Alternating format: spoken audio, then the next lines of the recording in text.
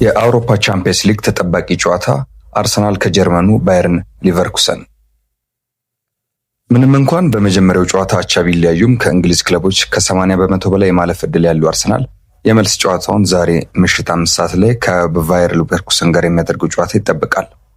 ለሁሉም ዋንጫዎች እኩል እየገሰገሰ የሚገኘው መድፈኛው በመጪው እሁድ የዓመቱን የመጀመሪያ ዋንጫ ለማሳካት ከሲቲ ጋር ከመፋለሙ በፊት ነው የዛሬውን ትልቅ የቤት ስራ በድል ማጠናቀቅ የሚጠበቅበት። አርሰናል ከጀርመኑ ተወካይ ሌቨርኩሰን በመድረኩ ዛሬ ለአራተኛ ጊዜ የሚገናኝ ሲሆን ከ23 ዓመታት በፊት ሃይበሪ ላይ በተገናኙበት የቻምፒየንስ ሊግ የምድብ ጨዋታ መድፈኞቹ 4-1 ያሸነፉበት ትልቅ ውጤታቸው ነው።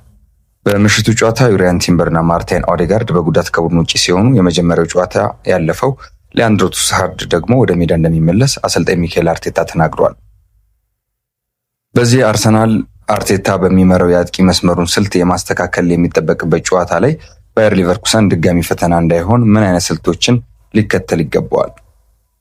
ጨዋታዎች እየሄዱ በሄዱ ቁጥር ወይም ጨዋታዎች በዘገዩ ቁጥር እየከበዱ መጥተዋል። ቅዳሜ ዕለት በኤቨርተን ላይ ከተመዘገበችው አስደሳችና አድካሚ ድል በኋላ አርሰናል ራሱን በፍጥነት ማነቃቃት ይኖርበታል። መድፈኞቹ ወደ ቻምፒየንስ ሊግ የመለሱት አሁን ላይ ስህተት ከሰሩ ውድድሩን እንደሚሰናብቱ አውቆ ነው። ይህም በውድድር ዘመኑ የመጀመሪያው ትልቅ ተስፋ መቁረጥ ሊያስከትል ይችላል። ስለሆነ ሚኬል አርቴታ የተጫዋቾቹን የድካም መጠን ማመጣጠን ብቻ ሳይሆን የትኛው አጥቂ ጥምረት የተሻለ እንደሚሰራ መለየት ይጠበቅበታል። አርቴታ እስካሁን ምርጡን የፊት መስመር አላወቅም የሚል ስሜት አለ። በቀኝ መስመር ላይ ምን ይወስናል ነው? ማዱዌኬ በመጀመሪያው ዙር ተቀይሮ ገብቶ ምርጥ ተንቀሳቃሽ ነበር። ስለዚህ እሱም በቋሚነት ያስጀምረዋል የሚለው ተጠባቂ ነው። ይህም በሳምንት 3 ጨዋታዎች ሲኖር አንዱን በተቀያሪ ወንበር ለሚጀምረው ቡካዮ ሳካ ምን ትርጉም ይኖረዋል? ሳካ ባለፉት 6 ቀናት ውስጥ 2 ጨዋታ ከማድረጉ አንጻር ኖኑ ማዱዌኬ የዛሬውን ወይም የካራባኦ ካፕን የዋንጫ ጨዋታ በቋሚነት እንደሚጀምር ይጠበቃል። በፊት መስመር ላይም አርቴታ ጥሩ የሚባል የመምረጥ ፈተና አለበት። መድፈኞቹ ከሃቨርትዝ ሲሰለፍ የተሻለ ይጫወታሉ። ነገር ግን በኤቨርተን ላይ ግብ ያስቆጠረው የቪክቶር ዮኬሬሽ እድል ይገባዋሉ የሚለውም ሌላው ጉዳይ ነው። በተጨማሪ እሁድ የሚካሄደው የካራባኦ ካፕ ፍጻሜ ስላለ አርሰናል ተጨማሪ ሰዓት ኤክስትራ ታይም ወይም በድካም ምክንያት የሚመጣ ጉዳት ሊያጋጥመው እንደማይገባ ይጠበቃል።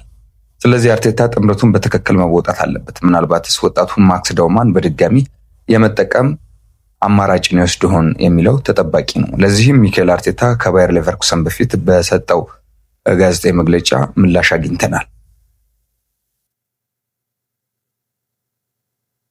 ሚኬል አርቴታ በአውሮፓ ቻምፒየንስ ሊግ የ16ቱ ዙር የመልሶ ጨዋታ ከባየር ሌቨርኩሰን ጋር ከመገጠሙ በፊት ለጋዜጠኞች መግለጫ ሰጥተዋል። ከሃቨርትዝ በጀርመን ባየር አሬና ባስቆጠረው ግብ ቡድናችን ወደ ኤሚሬትስ ስታዲየም ከመመለሱ በፊት አቻ መለያየቱን አረጋግጦ ነበር። ከጨዋታው በፊት ሚካኤል ስለ ቡድኑ ዜና፣ ስለ ተጋጣሚው ግምገማና ስለ ሌሎች ጉዳዮች ማብራሪያ ሰጥቷል። ቅዳሜ በውድድር ዘመኑ ትልቅ ትርጉም ስላለው ድል አውርቷል። ሚካኤል አርቴታ አሁን ትልቅ ወቅት ነበር፣ በጋራ ለማለፍ በጣም ደስ የሚል ጊዜ ነበር። ያ ግን አሁን አልፏል። ሙሉ ትኩረታችን ቻምፒየንስ ሊግ ነው ብሏል። በወጣቱ ማክስ ዳውማን መኩራቱንም ነው የተናገረው። እንዲህ ባለው ሰኞ ወቅት ያደረገውን ነገር ማየት በጣም ብርቅ ወይም የማይቻል ነው ሲል ተናግሯል። እሱ አሳክቶታል። አሁን ግን የእግር ኳስ ጉዳይ ነው። ከጥቂት ቀናት በፊት ያደረግከው ነገር አሁን ዋጋ የለውም። ስለሆነም ትኩረታችን የቻምፒየንስ ሊግ ጨዋታ ነው ብሏል። አክሎም ስለ ቲምበር እና ማርቲን ኦዴጋርድ ተነስቶለት ነበር። በጉዳት ስላሉበት ሁኔታ በዚህ በባየር ሌቨርኩሰኑ ጨዋታ እንደማይደርሱ ተናግሯል። በሊቨርኩሰን የተሻሉ ሌሎች ስጋቶችን እንደሚጠበቅም ሚኬል አርቴታ በሰጠው ጋዜጣዊ መግለጫ ያከለ ሲሆን ልክ እንደ መጀመሪያው ጨዋታ ነው በሳምንቱ መጨረሻ ከባየር ሙኒክ ጋር ሲጫወት አይተናል። በጣም ተመሳሳይ ነው ብሏል። በደንብ የሚሰለጥኑ ግልጽ የሆነ አወቃቀር ያላቸውና በጣም ጎበዝ ተጫዋቾች ያሉበት ቡድን ነው።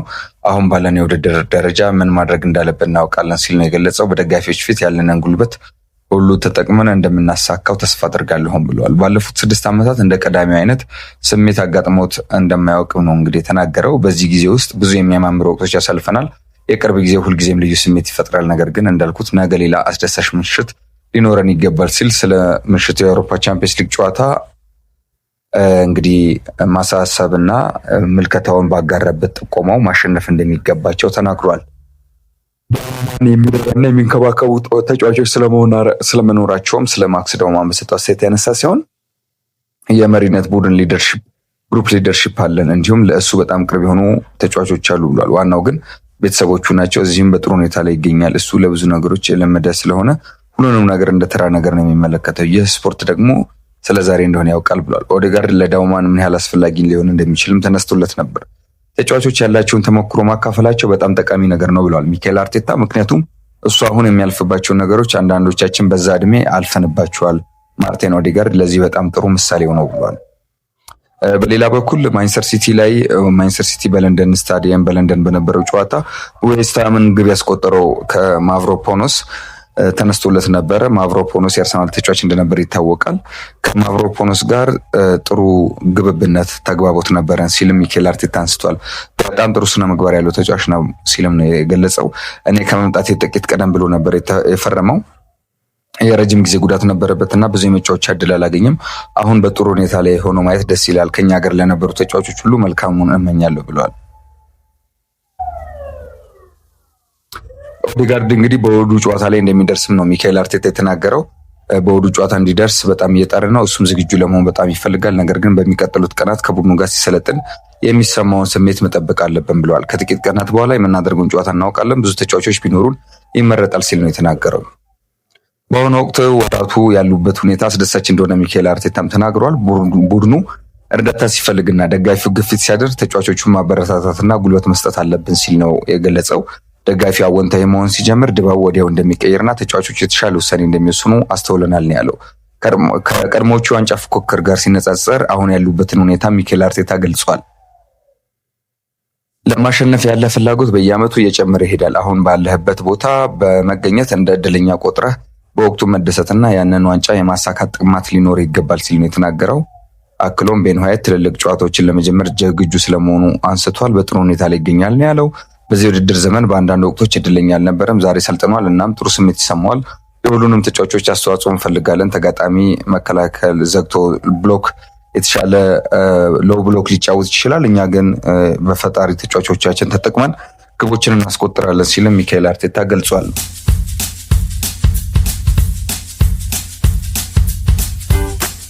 በተለይም በመጀመሪያው አጋማሽ ብዙ ጥቃቶችን ሳንጨርስ በመቅረታችን ለመልሶ ማጥቃት ተጋልጠን እንደነበረ ማስታወስ ፈልጋለሁ ያለው ሚኬል አርቴታ፣ ይህ ደግሞ በእነሱ ላይ ልናደርግ የሚገባ የመጨረሻው መጥፎ ነገር ነው። ነገ የተሻለ እንግዲህ በምሽቱ ጨዋታ የተሻለ ውሳኔ በመወሰን የበለጠ አደገኛ ቡድን እንደምንሆን እርግጠኛ ነኝ ብለዋል። ወደ ሩብ ፍጻሜ ለማለፍ ብዙ ነገሮች አስተዋጽኦ ያደርጋሉ ያለው ሚኬል አርቴታ ያንን ለማሳካት በእጃችን ያለውን ሁሉ እያንዳንዱን ብቃት እንጠቀማለን ሲልም ተናግሯል። ዳውማውን የመጫወት ፍላጎት እንዳለውም ሲጠየቅ እንደ ጨዋታ ሁኔታና እሱ በሚያሳየው ምላሽ ይወሰናል ሲልም ገልጿል። እስካሁን ያለው ምላሽ በጣም አወንታዊ ነው፣ እንደ አስፈላጊነቱ ሁልጊዜም የማጫወት እድል አለን ብለዋል። እንግዲህ በቋሚነት ለመጫወት ዝግጁ ስለመሆኑ ተጠይቆ ነበር። አሁን በቋሚነት የምትለውን እንደመተረጎመው ይወሰናል ብለዋል። ባለፈው ሳምንት የሊቨርኩሰን አማካኞች የኛን ጨዋታ እንዴት እንዳጨናግፉ ተመልክተናል። ስለዚህም በብዙ የሜዳ ክፍሎች የግል ብቃት ያላቸውን ተጫዋቾች አሏቸው። እንደ ማንኛውም ቡድን ጥንካሬና ድክመት አላቸው። እኛም ድክመታቸውን ለመጠቀም እንሞክራለን ሲል ነው ሚኬል አርቴታ የተናገረው። ኖኑ ማዱዌኬ በተለይ ነገሮች ሲከብዱ ኃላፊነት የመውሰድና ጠንካራ ውሳኔ የመወሰን ብቃት አለው፣ ለቡድኑ ውጤት የማምጣት ጥረት አለው ሲልም በቀጣይ አርሰናል እሱን የመጠቀም እድል እንደሚኖረው ከጨዋታው በፊት በሰጠው አስተያየት ሚኬል አርቴታ ተናግሯል። ዛሬ አርሰናል የቻምፒየንስ ሊግ ተጠባቂ ጨዋታ ከሌቨርኩሰን ጋር ምሽት 5 ሰዓት ያካሂዳል። ድል ለመድፈኛው ብለናል። ለጨዋታው ዝግጁ እንድትሆኑ ከወዲሁ ግብዣችን ነው። 5 ሰዓት ላይ እንገናኝ።